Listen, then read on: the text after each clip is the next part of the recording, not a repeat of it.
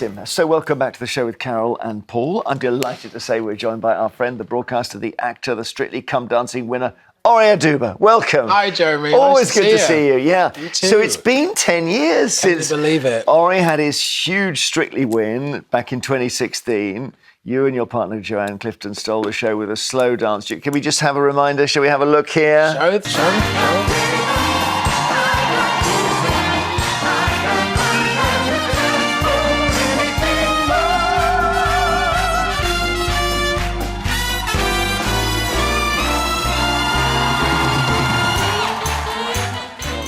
See, it's so funny because when they said it was a slow dance, I was thinking, I don't remember that.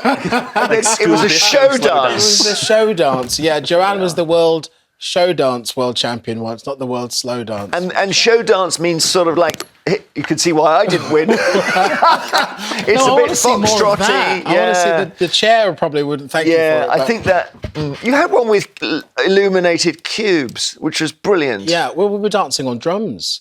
It was, and do you know what? I mean, this is 10 years and so much water has passed under the bridge since, but I remember... Yeah, Joanne had only 2 years before won the World Show Dance Championships, and it was her sort of breakout season. Yeah. And I knew going into the final, we'd done a jive and we'd done an American Smooth that we absolutely loved and the public really enjoyed. But I was like, hold on a minute, I think we've got the ace in the pack here, because she's been waiting her whole life to be able to create this, and she had me as her blank canvas, and somehow it all came together. Oh, it really did. So let's have a look at the moment they lifted the trophy.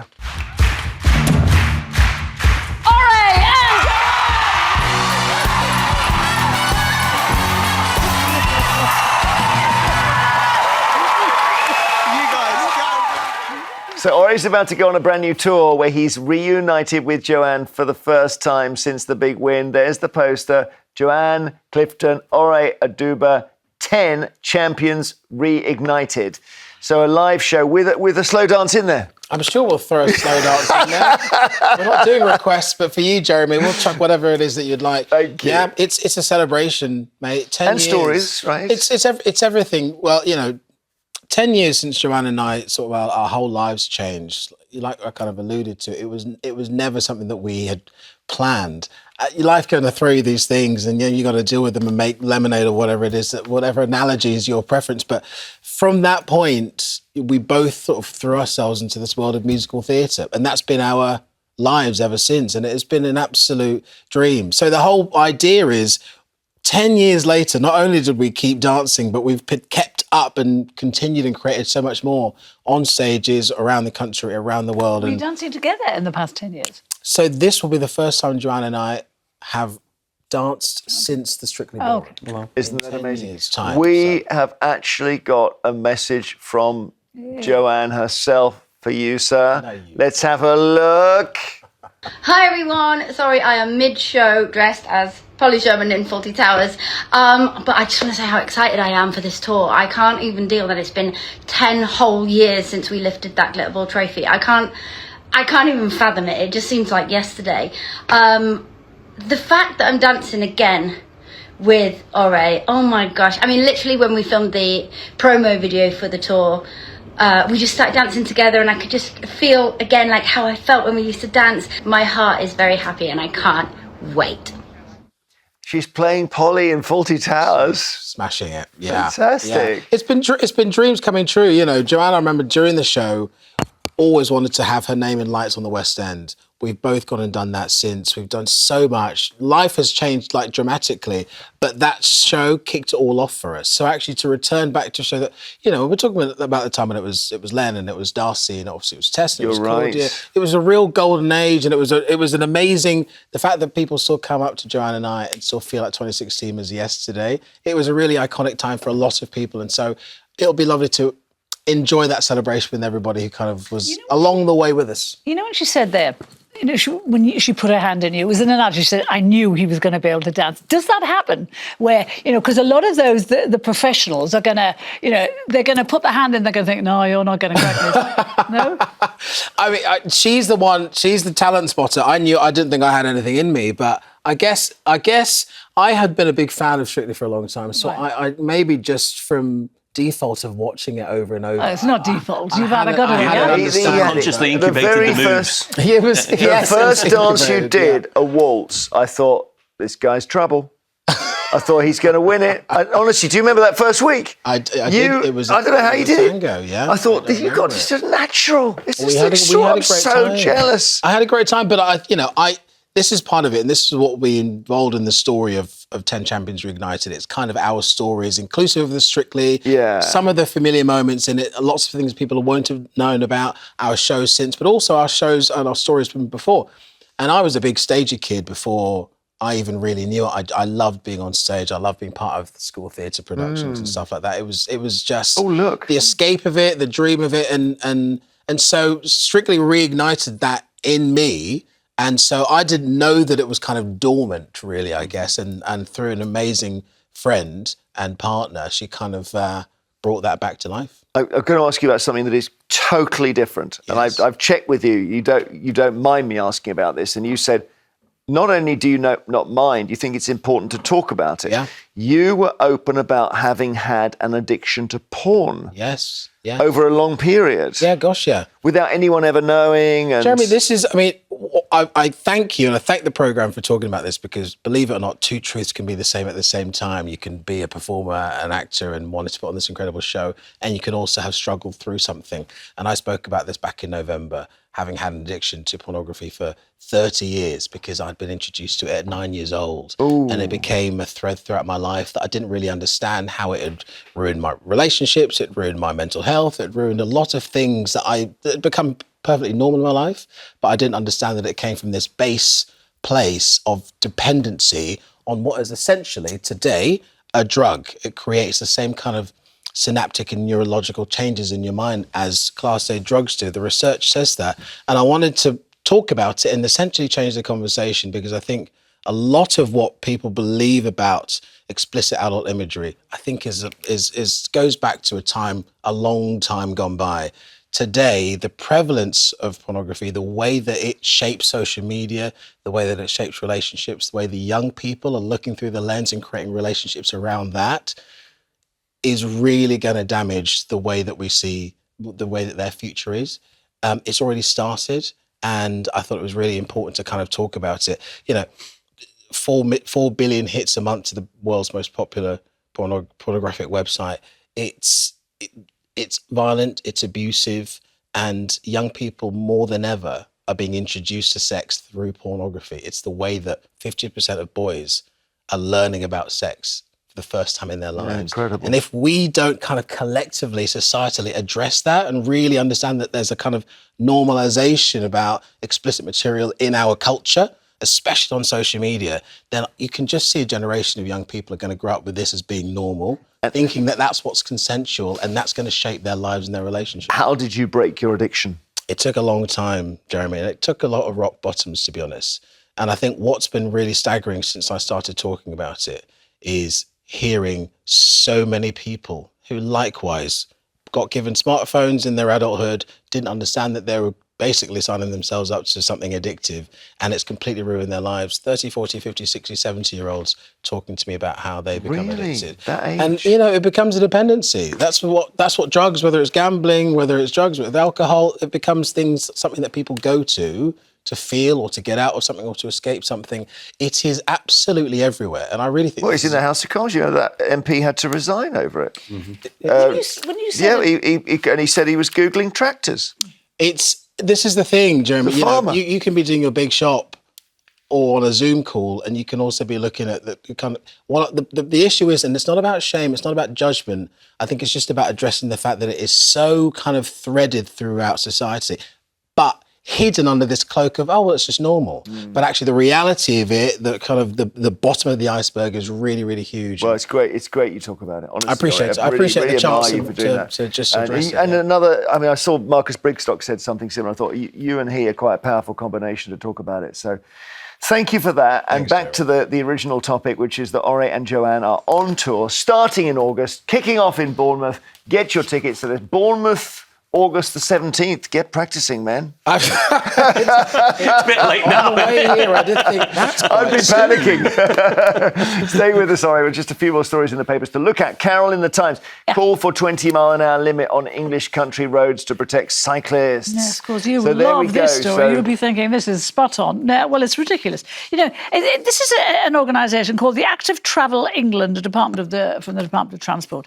You know, the countryside is not about cyclists and walkers. It's a community. It's a rural community. Well, have and a look at this. It's a Look lot at this. to do This with is work. Carol. Look, have a look. Well, let me This make is the you'll point. you'll understand this. Just talk. But I'm just showing. This is dangerous here. Because look, it's a road that's narrow. Yes. You can't go down that at 60. That's the speed limit. You'll hit a cyclist. There's a big difference between 60 and 20. So the thing is, the countryside is a place of work. People, there are, the people who work there. There are, it's about farmers. It's about people who have trades, whatever. They work. You can't be tootling around at 20 miles an hour. It's ridiculous. There's got to be more sense attached to these speed limits. What do you Certain think, times Paul? of the day make it Well, I less. think there is sense. I mean, first of all, active travel is a good thing. We want more people walking. We want more people cycling.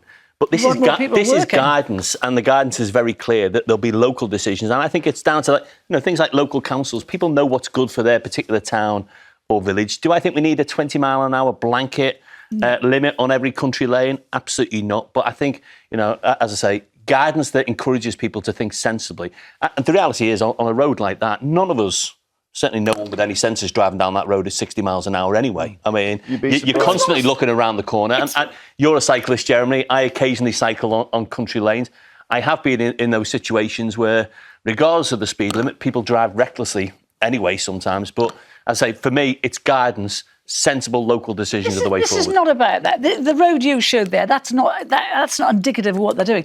They're going to take whole lanes off roads to separate cyclists and drivers. Now, that's going to clog up areas that previously It didn't might have a stop traffic children problem. dying. Just a quick No, thought. don't say that. That's what happened in Wales. Well, but you're just going to ridiculous at the other end of the scale here. It's, you don't have to go 20 miles an hour in a town centre on a road that has 3 lanes. But they're going to take out lanes so you're cutting down the traffic for say, people who are working, people who need to get to work.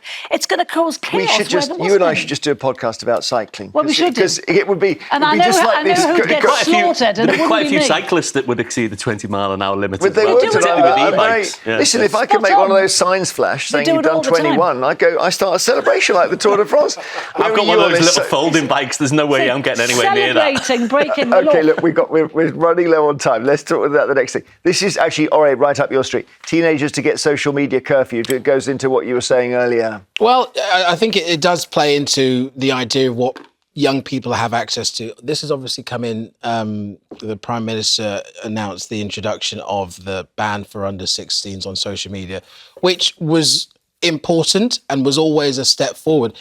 This is part of that rollout from what I'm gathering, that there'll be a default setting for 16 and 17-year-olds, blocking the apps between midnight and 6 a.m. It's going to be voluntary. And it's essentially the idea is to... Jesus. What nonsense. Do you know what the thing is? And we can go on about it. Lots of people have said that it's not going far enough. They think it's a piecemeal deal. It's the idea that Keir Starmer's mentioned that it's going to be this blanket ban and then has left without really getting much infrastructure. I think a little bit like what Paul was saying about the speed limits, it's guidance. The fact is, before the social media ban came in, all of the evidence was talking about how social media is not safe for children. It's an addictive place. Not safe for adults. Social media, it's causing death. There's a lot of harm that comes with it. Waiting to create every single item that means that we've got this blanket, we've got this complete template for everybody to know how to use social media for young people, would just delay what we need to do. Everything has to start slowly. So I completely agree with the idea of it beginning. Yes, of course, it can be confusing, but I think what it does, it changes the conversation. Midnight and 6 a.m. is the time most people are asleep. What about, Carol, pointless. this idea? China does it. You have what's called the sovereign internet, which is that every single thing you see on your phone is wired through Downing Street. And I know that sounds crazy, but at least you can control it. You like that, do you? No, I think that's a bit severe. You sound like you agree with it for a second. No, I think that's a bit severe. But I think this only is way. just tickling this between midnight and 6 a.m. Teenagers go to sleep then. But this is about saying the default setting for 16 and 17-year-olds is it turns off at midnight. But there's other important things in there as well. It's stopping the doom scrolling, the automatic playing of videos. And I think there is definitely an issue with teenagers in particular, sort of staying up into the early hours and then going to school and then hard to focus and hard to concentrate. Ultimately, what you need to do is change people's behaviours. And you can't have a government minister in everybody's bedroom making sure they've turned off the internet at midnight. But you can say to the social media companies, they should be the default settings, and that starts to shift the norms, as Ore said, and I think that's the right thing to do. In the Telegraph, Paul has the story about Wing and a Prayer is the headline here. Ranger wants Seagull Raiders to get less hate. Well, he's obviously never had his chip stolen by a seagull. Listen, I'm in favour of anything to promote harmony between humans and seagulls or any other form of bird. I mean, there is New Brighton down the road from me, somewhere where people go for the chips, and the seagulls know very well. As soon as you've got your cone of chips, I mean, they're after you. And they don't take any prisoners. So anything that promotes a little bit of peace, love and harmony on our seaside towns, the better. I was in Devon 2 weeks ago, and I had next to me, mother and daughter. Daughter was about 10. Seagulls operated as a pair. They were clearly playing as a team. One of them comes up behind. They hover. They go for the chips. She tries to stop them. They go for her finger. Yeah. Upsetting. It's like something out of Jurassic Park, Jeremy. They're so big. It really is. They're big. They're domesticated. They work together. I mean, I mentioned it to these two before we came on. You worry about them. I've been terrified of birds since childhood, and I moved to Old Brighton actually, and they are savage. Absolutely. I was just out for lunch the other day and just saw that there's not even a doubt that they're going to come for your dinner. They're on their way. No, I don't know how you can't get the ranger can't speak to the gulls. You need a little kestrel on your shoulder or something, Ore. Something like that. Yes, the Wimbledon hawk. I have held the Wimbledon hawk. You're scared of sparrows and robins, aren't you? You don't like all of them. Are you scared? Ornithophobia is a real thing. Have you watched The Birds by Alfred Hitchcock? Not since. That would help, I think. Really? No, well, just that thing of aversion therapy where you watch the thing you're scared of. No, that would not help him. I have watched it. You've watched it. I can tell. I've also had the Speakmans try to intervene. I'm ruined. There's no hope for me. One thing that's good. Last story we must fit in because it's relevant to Ore and Joanne's show. Your ticket to slower aging. They say yes, fine. Do get ripped with weightlifting, but actually, I don't know if you want a big can of Coke like that, but trips to the cinema, theatre, and museums. And that thing of sitting somewhere and being entertained by dancing all around the country with Joanne and Ore will keep us younger. How's that for a little trail? I would say 100%. That, if we're going to cut that and put that into the trailer. I think they're absolutely right. I think anything that helps you lower your cortisol, anything that helps you kind of feel closer to yourself and maybe reduce the noise outside of yourself and feel a bit more within yourself. Of course, theatre does that. Nature does that. It could cause injuries, couldn't it? Because I could come and see you dancing and think, I can do that. And then I'd go home and hurt myself. No, you can a do lot it. of people would hurt themselves thinking we could do it. It's not the kind of show where we say, don't try this at home. Because I think you have to say it's not necessarily the most extreme. But I think, there's lots of ways of doing theatre. And if you have been inspired by something like our show, Ore Oduba, Champions Reignited, then it's something that you can go out into your local mention and start road for yourself. I'm so sorry to interrupt. I will just mention that yesterday I interviewed an actor, serious actor. I'm going to show you a photo. She's Ruth Wilson. She's been in so many things. Oh, I love her. Oh, I know. Love her. She was amazing. And the reason I was interviewing her, I just want to mention this, is she went to Nottingham University and they have something called the New Nottingham Theatre run by students. Right. Okay? University does the maintenance, students run it, put the performances on, ticket, all that. It got a tiny bit of water in it during COVID. Mould grew. Safety reasons, they had to close it. And the university said, I'm sorry, we'll never reopen it. No. And she's doing a campaign to say, wait, being able to be on stage as a student is just as important as doing your course. So that's here, right? And there have been lots of examples, I think, where the NHS has experimented with what they call social prescribing. So, encouraging people to go and play the ukulele or to join a friendship group, whatever it is. I mean, I'm all for a fitness regime that involves sitting in the cinema rather than on a treadmill. So, it's the easy way. Thank you for joining us. Ore, so good to see you. You too, mate. Catch him on tour with Joanne starting in August. Get your tickets now. We'll have more after the break, including the new reports that Thames Water could run out of money by the end of the year. We'll see you very soon.